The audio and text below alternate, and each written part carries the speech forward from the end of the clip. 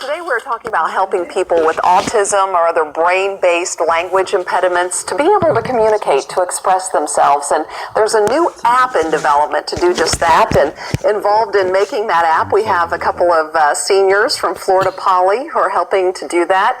Andrew Lopez is a senior at Florida Poly. Celeste Ramirez, also a senior.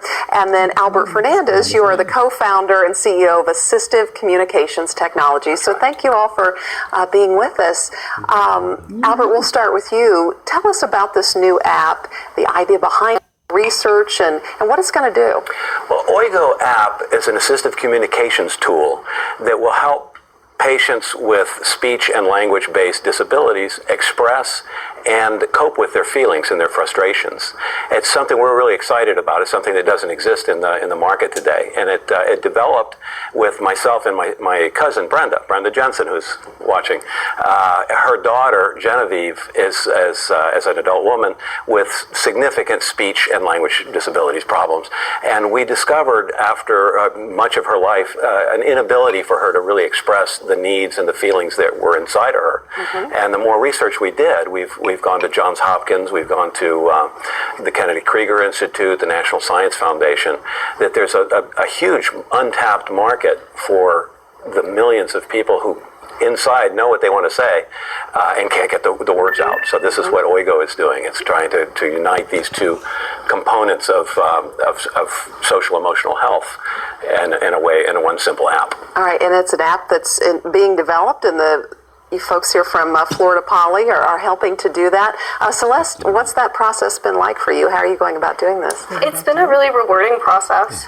We do a lot of communication with Albert. We do various passes on, what he envisions for the app. And then we take it and we really break it down into what that means in code. Okay. And we try our best to, because we have restrictions, we have limitations and things, we try our best to make those requirements meet what the app is trying to achieve. It's almost another language in itself, coding, isn't it? Absolutely. And Andrew, as you work on this, and obviously you're interested in this in your college career and afterwards, to know that what you're working on is going to help people who can't express themselves and who need to. What's that like for you to be part of that?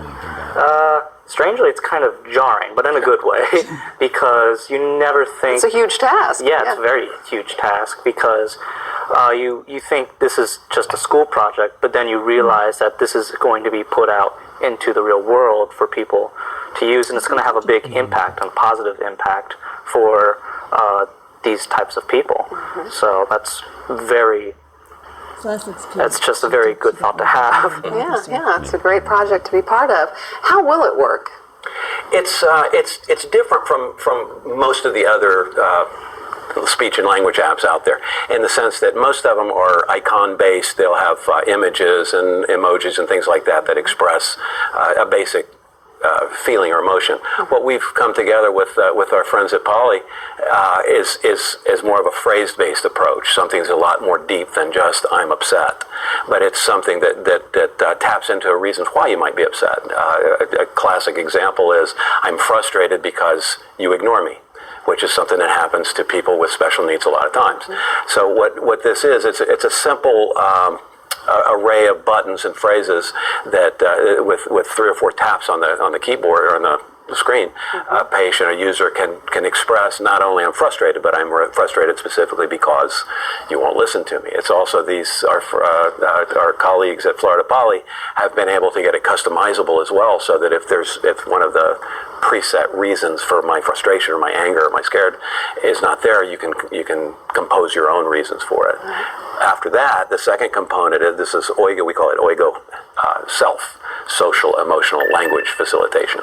And then Oigo Help Me is the second component, which really separates us from all of the other tools that are out there. Instead of just saying, "Okay, so I'm frustrated because you won't listen to me. What do you do now?" And it steps into something called Oigo Help Me.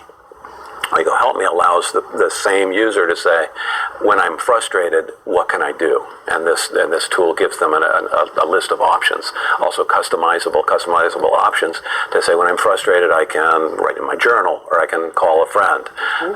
It prevents, our goal is to prevent this sort of the disruptive, self-mutilating behavior and the Not being able to depression get that out. that happens so often with people with special speech needs. Yeah. Now, I mentioned autism as one of these, but I guess we would also be talking about dementia or brain trauma or other. Any of a variety. There's we've not found an exact number, but it's somewhere in the tens of millions of people that suffer some kind of a brain-related either trauma, traumatic brain injury, early dementia, frontal temporal dementia, things of that nature. And yes, and one of the components of all of those is the inability to express oneself. You know what you want to say. We always have these moments in our lives, some of us of a certain age, we call it a senior moment. And you forget a word or two, but we're talking about people who live their lives like that. And those are the target audiences. And with Florida Poly being involved, this is something that Florida Poly does in many different aspects of technology world, getting involved in some real life applications here. What's your experience been at Florida Poly? I mean, it's our state's newest university. What's that been like for you? I know that first class, you had the full free ride to go just to try it out. Others reduced tuition. So what's the verdict from those who are taking part? So my experience at Florida Poly, having seen other university life, vicariously, if you will, Florida Poly has so much hands-on experience, so much. Avocados, I'm hoping will ripen to come in the banana. They were feeling like touch them. They might go be ready by Saturday. No, that's right. It's shut off. Okay, that was it.